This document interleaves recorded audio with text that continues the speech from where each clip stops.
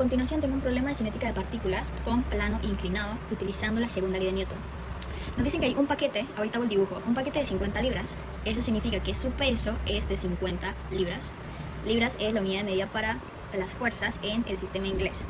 Y este paquete se proyecta hacia arriba, ahorita hago el dibujo, o sea que va subiendo por un plano inclinado que tiene un ángulo de 20 grados. El ángulo del plano inclinado es de 20 grados. Además nos dice que el paquete tiene una velocidad inicial de 40 pies segundos. Acá también nos fijamos que nos están dando la unidad en el sistema inglés.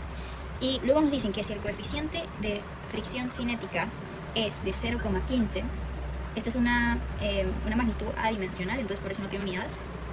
Entonces si nos dan ese coeficiente de fricción, determinemos cuál sería la distancia, vamos a ponerlo por acá, cuál sería la distancia que va a recorrer en el plano inclinado y también cuál sería el tiempo que le va a tomar recorrer dicha distancia en el momento en el que se detenga el bloque o el objeto que estemos viendo. O sea que su velocidad final sea de 0 pies segundos. Bueno, entonces vamos ahora sí a hacer un dibujito. Tengo lo que es un plano inclinado. Lo voy a hacer por acá. Un plano inclinado. Y mi plano inclinado pues tiene unos 20 grados de ángulo.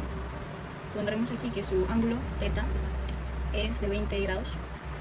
Y vamos a dibujar los bloquecitos. Acá tengo el bloque cuando apenas está iniciando el recorrido. Acá tengo el bloque cuando aproximadamente ya termina el recorrido. Al inicio el bloque va a tener lo que sería una posición inicial de 0 pies. Va a tener una velocidad... No, espera, primero déjame pongo el tiempo. El tiempo inicial pues sería de 0 segundos. Y ya la velocidad final, la velocidad inicial sería la que me están dando acá, de 40 pies segundos. Al final, cuando el bloque termine, voy a copiar aquí las condiciones finales. Tendría una posición que no sabemos, tendría un tiempo que no sabemos y tendría una velocidad final de 0.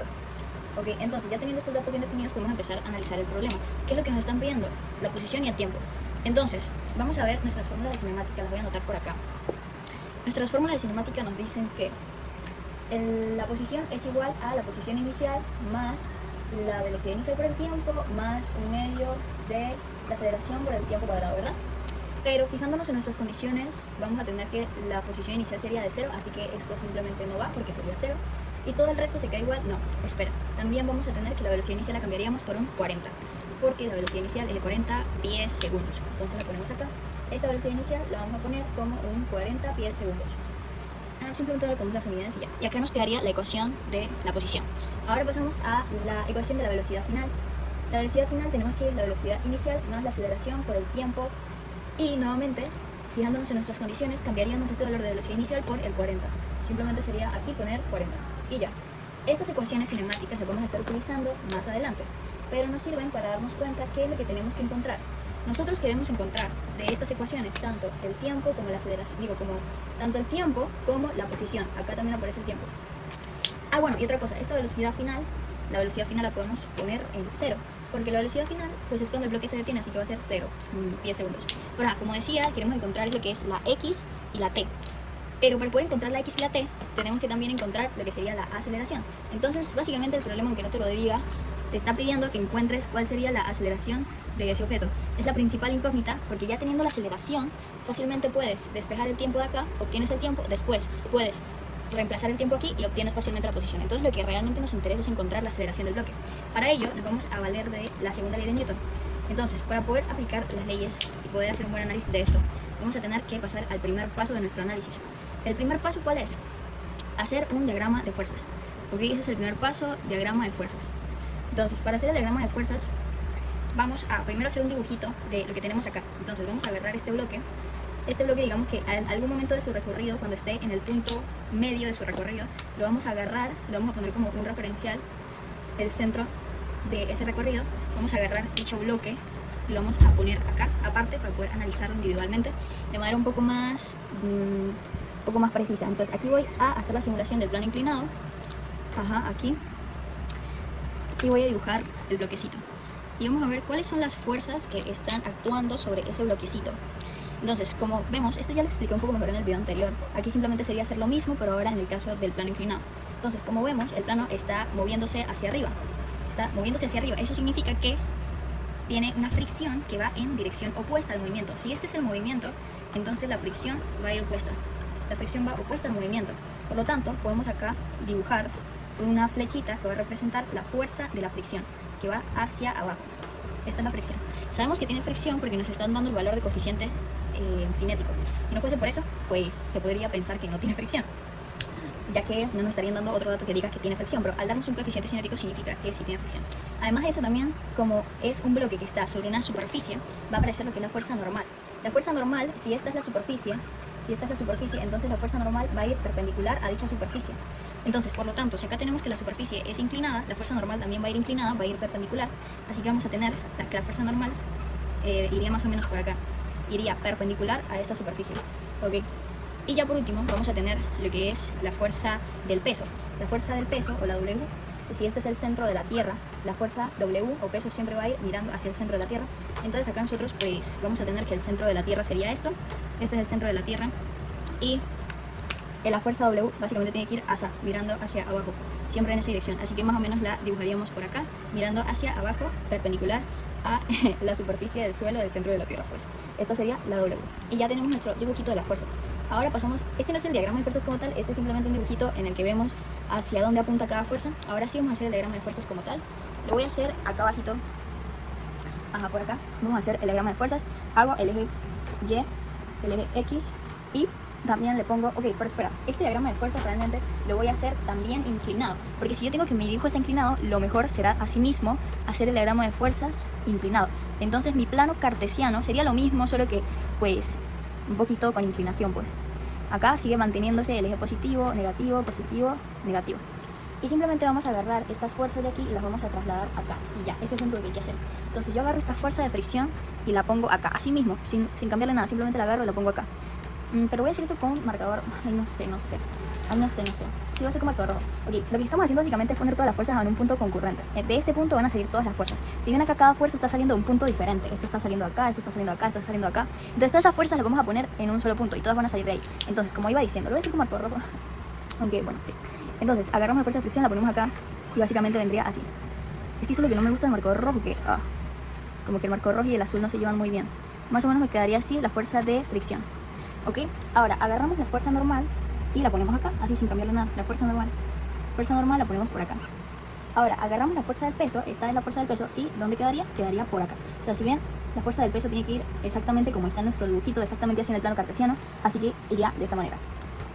Y ya con un ángulo para los ejes. Entonces, ya tenemos todas nuestras fuerzas, acá iría la fuerza de del peso, pero que resulta que el peso como está con un ángulo de inclinación, que por cierto ese ángulo de inclinación es 20, ahorita voy a explicar por qué sé que es 20 de este lado y no del otro, ¿ok? Pero como tiene un ángulo de inclinación, entonces tenemos que sacarle las componentes a W. W tiene un ángulo, entonces voy a tener que sacar tanto la W para X como la W para Y. Entonces simplemente la dibujo acá, aquí me quedaría la W para Y, ¿ok? Y luego acá, por aquí la puedo poner por acá, porque no la quiero poner encima de la fuerza de fricción, pero básicamente sí iría en el mismo eje de la fuerza de fricción, solo que no las voy a poner una encima de la otra, porque no se van a poder apreciar bien. Acá iría la W para X, ¿ok? Entonces es bastante sencillo, pues simplemente W, tiene W en Y y W en X. Ok, entonces, ¿cómo yo puedo saber que este ángulo de acá es un ángulo de 20? Aquí arriba en el dibujito yo puse que el ángulo del plano inclinado era de 20, pero luego abajo en mi diagrama de fuerzas, ¿cómo yo puedo saber que ese 20 no va acá, por ejemplo, sino que va acá? O sea, ¿cómo yo sé que va entre WY y W? Bueno, eso es debido, voy a explicarlo súper rápido sin profundizar mucho, debido a una propiedad geométrica de los ángulos. Aquí tenemos nuestro plano inclinado, y si digamos que este ángulo, alfa, por ejemplo, le trazamos líneas perpendiculares tanto a su base como a su superficie, acá yo tengo la superficie, ¿ok? Esta es mi superficie, que es donde está puesto el bloque. Yo le voy a trazar una línea perpendicular, ¿vale? Una línea perpendicular a la superficie. Y luego le voy a trazar una línea perpendicular a la base. A la base, esta es la base, le trazo una línea perpendicular a la base. Y aquí se me va a formar un ángulo, ¿ok? Se me va a formar un ángulo acá. Y yo puedo decir con seguridad que este ángulo de acá es el mismo que este ángulo de acá, debido a dicha propiedad. Que bueno, no lo voy a explicar, pero es debido a esta razón que podemos decir que el ángulo de acá, de los 20 grados del plano inclinado, es este mismo aquí. ¿Por qué? Porque acá en la base, ¿qué es lo que representa esta línea perpendicular con la base? Representa mi W. ¿Sí, verdad? Yes. ¿Y qué representa mi línea perpendicular con la superficie? Representa WY. Entonces, si ese ángulo W y WY es entonces este ángulo de acá de WY y W también va a ser 20, que es el mismo que tengo en el plano inclinado. Bueno, esta es una explicación rápida solo para saber de dónde sale el ángulo, cómo sabemos que va ahí, para no hacer las cosas sin sentido, sino realmente entender el porqué de las cosas. Pero vamos a proseguir. Puedo cerrar ese pequeño paréntesis del ángulo. Entonces, una vez que ya tengo todas mis fuerzas puestas en un punto concurrente, ya puedo pasar al siguiente paso, el paso número 2, para obtener mi aceleración. El paso número 2 sería aplicar la segunda ley de Newton, ¿verdad? Entonces, para ello vamos a decir que el vector resultante de las fuerzas que yo tengo acá, dicho vector va a ser igual a la masa por la aceleración en x. Pero acá yo tengo que dividir esto entre la resultante para x, para las fuerzas en x, y la resultante para las fuerzas en y. Por lo tanto, vamos a decir, ok, resultante para x, ok, vamos a hacerlo otro color. Sí. Para x yo tengo el color, ay no, es que en verdad lo puse con colores diferentes todo. ¿Sabes qué? Vamos a hacerlo con negro y ya. Resultante para x va a ser igual a la masa. Upsi, acá lo había escrito mal. Es resultante igual a la masa por el vector de la aceleración. Ahora sí, lo divido entre x y y. Entonces resultante para x sería igual a la masa por la aceleración en x.